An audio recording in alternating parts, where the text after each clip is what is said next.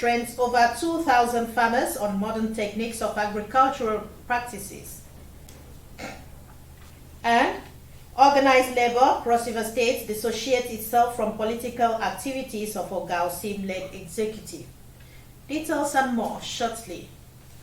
Good evening and welcome to the news. I am Justina Etam. To ensure improved yields and food sufficiency in the states and the country, the Cross River State government has kick-started the training of over 2,000 farmers in Ogoja and Yala local government areas on modern techniques of farming and agricultural practices. Paul Ebel reports that thousands of fertilizers and herbicides were also presented to the farmers. With the IAD administration focused on agro-industrialization, the Cross River State government is putting all measures in place through intensive training and distribution of farming inputs to create job opportunities, increase food production, and alleviate poverty for a better society. Today, no matter how much you produce, or no matter how much poultry you also grow, you produce, there are factories that will take them up. I commend all of you and I pray that God Almighty will make us, in this farming season to apply whatever we are giving judiciously. His Excellency the Governor of Cross River State has identified Ogoja and Yala specifically to commence the process of training to build their competencies and capacity in order to increase their yields. Benefiting farmers and other stakeholders are sure of their contributions towards fulfilling the plans of the state government. Our tubers of yams, everything will grow fine. At least this fertilizer will help everybody. And we're deeply keen into this program to reach out to farmers. This can only be achievable because of your love and support for the grassroots. Out of the targeted 18,000 farmers to be trained this 2022 farming season, the government has trained 8,000 farmers with inputs to ensure food security in the state. In Calabar, Paul Abel, Nta News. The organized labor in Cross River State is dissociating itself from political activities of the Ambassador Ogausim's led executive of Labour Party in the states. A statement jointly signed by the state's chairman NLC Ben Ukwebi, chairman TUC Monday Ogbodum, chairman NLC Political Godwin Amokwe, and chairman TUC Political Commission Ken Bassi, states that politicians dealing with Ogausim are doing so at their own peril, as no consultation was done with the leadership of the party. The statement further indicates that the loyalty of organized labor in the states for the presidential candidate of the Labour Party, Peter Obi, remains unshaken.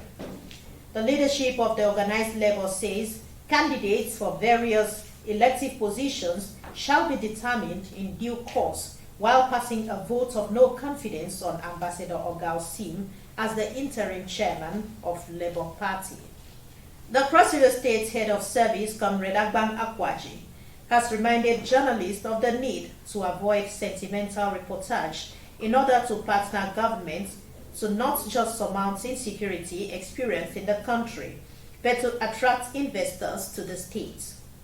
The head of service was speaking at the triennial delegates conference and election of the Cross River State Council of the Nigeria Union of Journalists in Calabar, where Comrade Nta of the Nation newspaper emerged as the chairman. Ode Alenyo reports. The Triennial Delegates Conference of the Nigerian Union of Journalists is the summit of the professional body to review activities of journalists with a view to projecting to future. The conference also enabled journalists to gather to elect officers that will sustain leadership role for the body. Apart from the head of service, Cross River State, Agbang Akwaji, who is also a veteran member of the union, other national officers of the union were at the conference. The head of service, Agbang Akwaji, reminded journalists of their statutory call to duty and urged journalists to always balance their reports. When the people speak, their votes should be respected.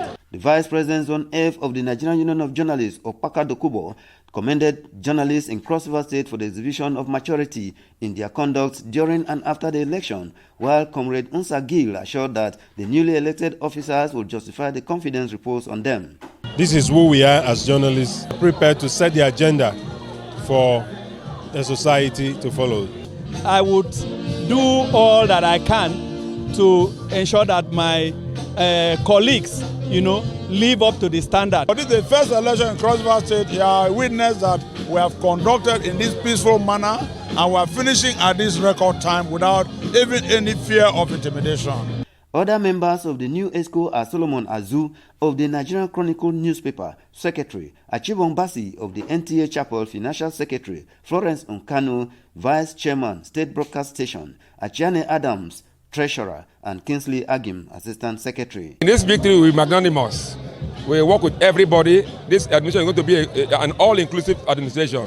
We are all colleagues.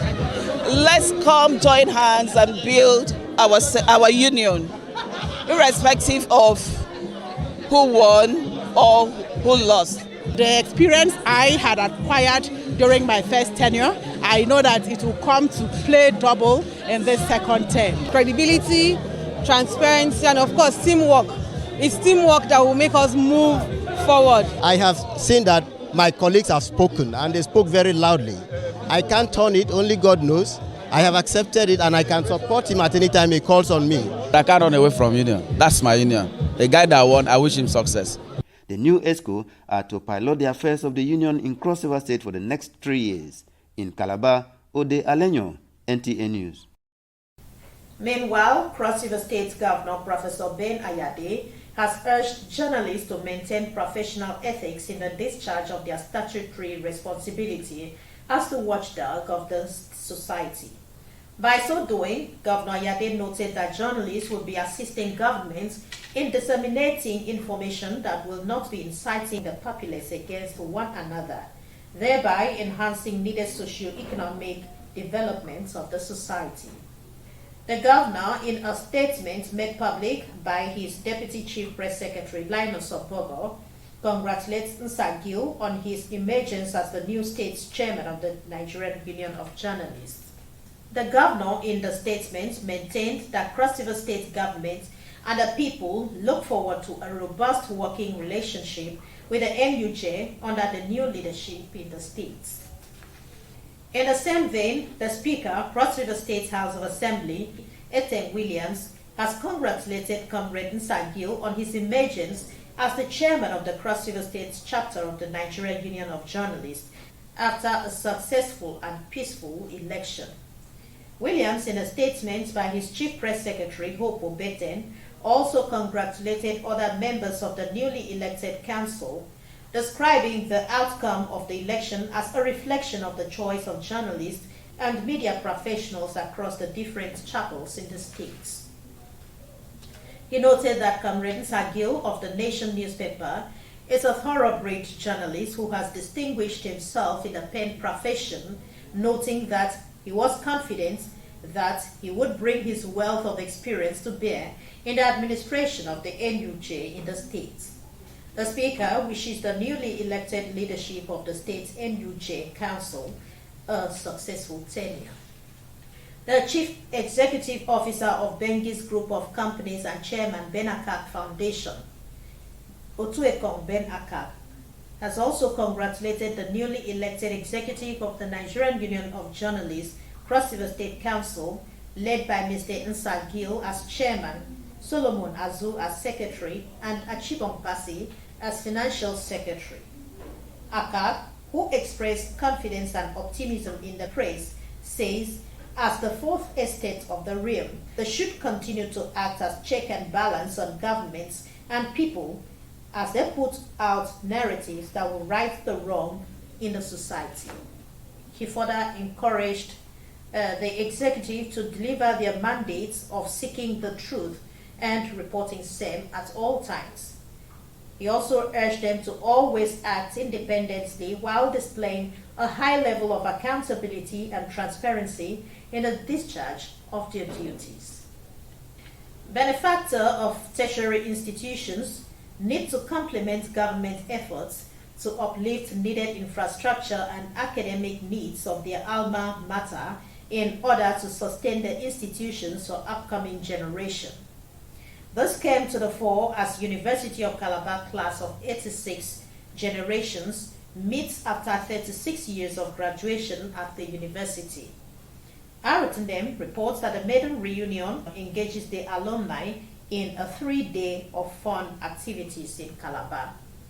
It was a great moment to fraternize and flash back on past relationships among the alumni of the institution as the class of 86 hosted a mega reunion, staged roadwork and a dinner. The epoch-making was undertaken in conjunction with the university's Directorate of Alumni, witnessed a large turnout of dignitaries who are alumni of the university within and outside the state, including political bigwigs, military personnel and captains of industries who turned out in support of the infrastructural developments of their alma mater.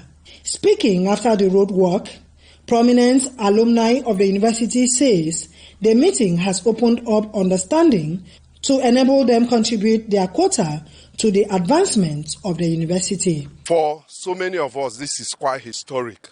It's the first time we are coming back to this place. And we had to make it in a way to look very robust. It's a homecoming. I'm excited. All of us are excited about the whole thing. Seeing ourselves after 36 years. You can imagine how we are looking. Some of us are out of shape, some are in shape. And we pray that God will continue to lead us, guide us, and give us good health. It's like being back as Jambites, playing like young people.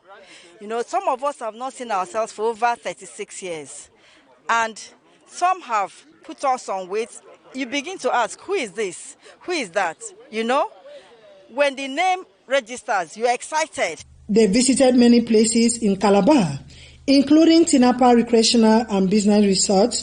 The dinner afforded opportunity for Malabites and Malabres to interact, eat, dance, and brainstorm on the growth of the organization. An opportunity for us to, for those of us that are still alive, because some people are actually late, for us to be together, thank God that we are still alive, and it's not by any merit or anything, it's just by God's grace. Really excited, really delighted, and happy that after 36 years, I'm meeting my mates again. High points of the visitation was the presentation of recognition award to members of the alumni who contributed to the development of the institution, among whom is the general manager of Nta Uyo, Nkechi Iheme. In Calabar, Arutundem, Nta News. In a related development, the University of Calabar class of 86 has ended its annual meeting with a Thanksgiving service held at Our Lady of Perpetual Help Catholic Chaplaincy. Correspondent Benny Achibong reports that the old students are thankful to God for preserving their lives 36 years after school. The class of 86 converged at Our Lady of Perpetual Help Catholic Chaplaincy, Calabar Teaching Hospital Catholic, to worship the Creator for his benevolence, faithfulness, mercies, and love. Unite because we haven't seen each other for over 36 years. So most of the people you saw today are committed people, passionate people who came together to join me to organize this program. Without God, there's nothing. Outside God, everything is out. Without God, we can't exist. I want to tell you, so many of us have died. Even recently, about 2 days ago, we still lost someone. So we are alive by the special grace of God, by mercy of God. The Bible says, if not for his mercies, we would have been consumed. We felt it's only proper we come back where we all started to thank God. That is why we came for this reunion from Thursday till today. In his homily, the priest admonished steadfastness, docility, and sacrifice as practical stewardship, and charged the congregants to exhibit this as exemplified by the celebrants. What is required of us then is to be both Martha and Mary in our relationship with God. Being just one and not the other is not good enough. We must be both of them at different times, depending on what the times and circumstances dictate for us. That is how we too will choose the better portion, which will not be taken away from us. The event drew members of the University of Calabar class of 1986 from all walks of life within and outside the country. Well, it's like when we left school, there was no technology of telephone, WhatsApp, internet. For people who are upcoming, who are in school now, they have that advantage. There's no way they shouldn't keep together with this technology. It's a great opportunity for us, and for me in particular, to see my classmates that I've not met for 36 years. And what can I say? You can't put words to this. It's been very, very enriching. It's very satisfying, and we hope, we are determined to make this happen again. Today, we are here to appreciate God that has kept us till this day. Many of us have gone, even we lost one about, it's not up to 1 week. But the grace of God has kept us alive, not because we are good, but His mercies has kept us. And that's why we came to thank God for keeping us alive. The get-together is an annual event hosted by rotation in the 36 states of the country. In Calabar, Benia Chibong, NTA News. And finally, a recap of the top stories. Cross River State Government has trained over 2,000 farmers in Ogoja and Yala local government areas on modern techniques of agricultural practices. It was also in the news that the organized labor, Cross River State, has dissociated itself from political activities of Ogalsin-led executive. That's all on the news. Thank you for watching. Have a wonderful time.